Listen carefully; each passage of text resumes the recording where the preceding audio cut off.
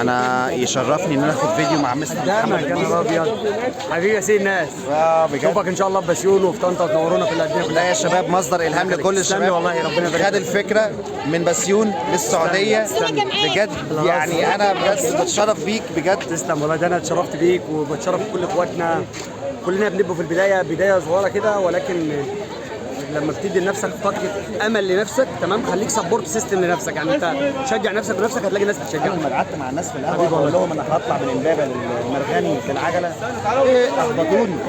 لا لا لا لا، ناس كمل.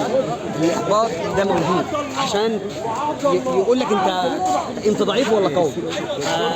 هم يحبطوك، انت تكمل تبقى انت كده الصح. ولما شفت وسط المرغني انا كنت ايه ده، انا عملتها. لا لا بطل بص لو نفس كل النظره واحد اللي انت شفتها لما كنت بتقرا رواتب الصغيره. الحمد لله. عايش لكل الناس ويركبوا عجل، يمارسوا الرياضه في حياتهم، هتلاقوا الحياه حلوه. بس ده الكلمه اللي اقولها لكم. مصدر الهام لناس كتير تسلم بجد. والله. تسلم كان شايف حاجه احنا ما كناش شايفينها، هيروح السعوديه بالعجله. لسه بقى منتظرينه في المنافسات الجايه ان شاء الله. اكيد هيفاجئنا بحاجات. شرف ليا ان انا خدت معاك. يبارك لك حبيبي، تسلم اخويا.